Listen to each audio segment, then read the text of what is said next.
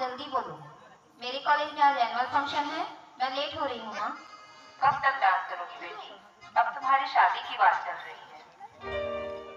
नहीं माँ, मुझे अभी से शादी वादी नहीं करनी। फोटो घर पे रख दी हूँ, देख के बताओ लड़का पसंद है कि नहीं। पसंद ना आए तो मना कर देना बेटा, ठीक है?